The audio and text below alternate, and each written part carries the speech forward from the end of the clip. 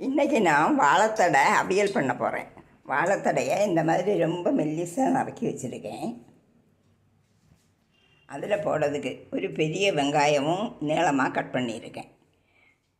பின்ன புளி விடுதில்லை, அதுக்கு பகரம் பச்சை மாங்காய் இந்த மாதிரி நீளத்தில் கட் பண்ணியிருக்கு. 2 பச்சை மிளகாய் கீறி வச்சுருக்கேன்.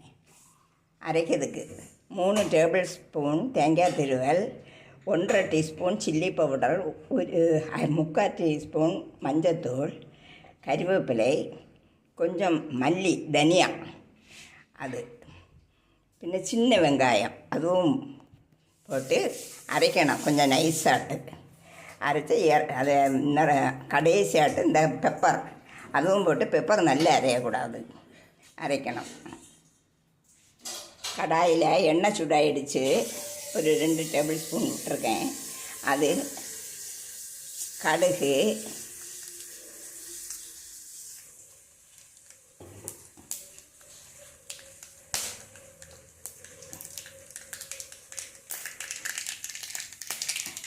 கறிவேப்பிலை, பச்சை மிளகாய்,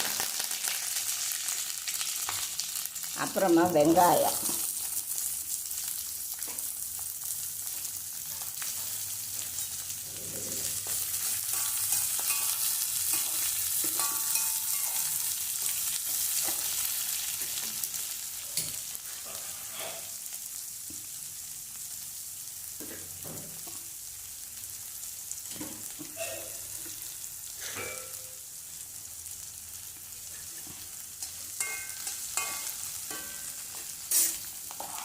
வெங்காயம் கொஞ்சம் வதங்கினதுக்கப்புறம் இந்த வாழைத்தடை நறுக்கி வச்சுருக்கிறத அதில் கொட்டணும்.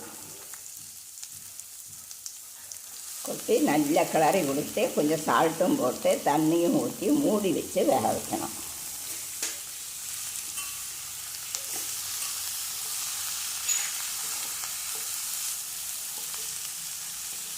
நல்லா கிளறி கொடுத்து சால்ட்டும் போட்டு தண்ணியும் ஊற்றி மூடி வச்சு வேக வைக்கணும்.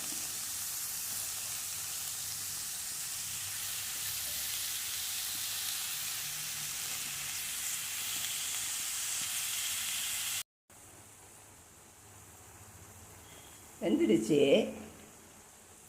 அப்புறமா அதுக்கு எடுத்து வச்ச அரைப்பை நல்லா அரைச்சி, நல்ல நைஸாக காணா, ஆனால் அரையணும். அதை அதில் கொட்டி நல்லா கிளறி கொடுக்கணும்.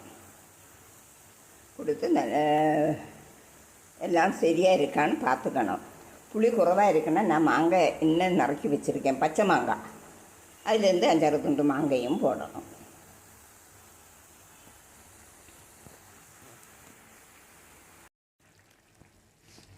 அரைப்பெல்லாம் போட்டு நல்ல கிளறி கொடுத்துருக்கேன். 2 டீஸ்பூன் பெப்பர் பொடியும் போட்டிருக்கேன். இனி நல்ல கிளறி கொடுத்து வாங்கிக்கலாம். வாழைத்தடை அவியல் சரியாயிடுச்சு.